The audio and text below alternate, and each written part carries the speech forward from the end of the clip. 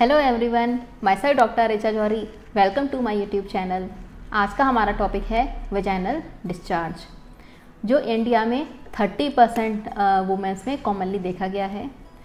पर अगर डिस्चार्ज बिल्कुल क्लियर है, वाइट है और कोई भी स्मेल नहीं है, इचिंग नहीं है, पेन नहीं है, तो उसमें कोई टेंशन लेने की ज़रूरत नहीं है, क्योंकि इस तरह का डिस्चार्ज जो होता है ये वेजाइना को जर्म फ्री रखने के लिए ज़रूरी होता है। इसमें कोई ट्रीटमेंट की ज़रूरत नहीं है और ये ज़्यादातर मिड साइकिल में, प्रेगनेंसी में या फिर जो लेडीज़ ओरल कॉन्ट्रासेप्टिव पिल्स लेती हैं उनमें इस तरह का डिस्चार्ज देखा गया है। पर अगर डिस्चार्ज ग्रेइश है तो इसका मतलब बैक्टीरियल इन्फेक्शन है। अगर कर्डी है और चीज़ी है और इसके साथ इचिंग है तो इसका मतलब यीस्ट या फिर फंगल इन्फेक्शन है। अगर येलोइश है और पेन रहता है तो इसका मतलब कोई सेक्सुअल ट्रांसमिटेड डिजीज़ है। या फिर अगर डिस्चार्ज ब्राउनिश है या फिर ब्लडी है तो वो हो सकता है कोई फाइब्राइड हो यूट्रस में या फिर कैंसर सर्विक्स। इन सारी कंडीशंस में इस तरह का डिस्चार्ज देखा गया है। और अगर इस तरह का डिस्चार्ज आता है तो आपको तुरंत ही मेडिकल ट्रीटमेंट लेने की ज़रूरत है। इसको बिल्कुल इग्नोर नहीं करना है, क्योंकि ये लेडीज़ ज़्यादातर वाइट डिस्चार्ज को, वेजाइनल डिस्चार्ज को इग्नोर करती हैं। इग्नोर करने की वजह से क्या होता है, धीरे धीरे हाथ पैरों में दर्द, कमर में दर्द रहना शुरू हो जाता है, जो बढ़ता चला जाता है। फिर वीकनेस रहती है, इचिंग रहती है, और कभी कभी क्या होता है यूरिन करने के बाद भी इचिंग होती है। इसका भी ये बहुत बड़ा रीज़न हो सकता है। और इसके साथ साथ कोई काम करने में मन नहीं लगता है, फीवरिश सी फीलिंग होती है, शरीर टूटा टूटा रहता है। तो ये सारे भी अगर सिम्टम्स हैं और वेजाइनल डिस्चार्ज भी है तो आपको तब मेडिकल ट्रीटमेंट लेने की ज़रूरत है। अब मैं आपको इसका कुछ मैनेजमेंट बताती हूँ। मैनेजमेंट में आपको करना क्या है कि बिल्कुल कपड़े जो हैं वो कॉटन के पहने हैं, स्पेशली अंडरगारमेंट्स कॉटन के हों और बिल्कुल सूखे हुए हों। अगर धूप नहीं निकल रही है, बारिश का मौसम हो, क्योंकि बारिश के मौसम में सबसे ज़्यादा फंगल होता है, तो आपको प्रेस से कपड़े सुखा के ही पहनने हैं। बिल्कुल ड्राई और कॉटन क्लोथ्स पहनने हैं। पब्लिक टॉयलेट जितना ज़्यादा हो सके ना यूज़ करें, क्योंकि पब्लिक टॉयलेट यूज़ करने से भी इन्फेक्शन होता है। और अगर यूज़ करना भी पड़ रहा है तो इंडियन टॉयलेट को प्रेफरेंस देनी चाहिए। और इसके अलावा जब भी आप यूरिन के लिए जाएं तो फिर आप वाइप यूज़ करें, जिससे कि इन्फेक्शन ना हो। पर वाइप भी जो हो वो वाइप्स जो है वो सेंटेड नहीं होने चाहिए, परफ्यूम नहीं होने चाहिए, नॉर्मल वाइप यूज़ करें। सोप भी जो आप यूज़ करें, सोप भी सेंटेड सोप ना हो, नॉर्मल सोप से अच्छा है बल्कि कि आप अगर वेजाइनल वॉश यूज़ करें, क्योंकि वेजाइनल वॉश क्या करता है, पीएच भी मेंटेन रखता है।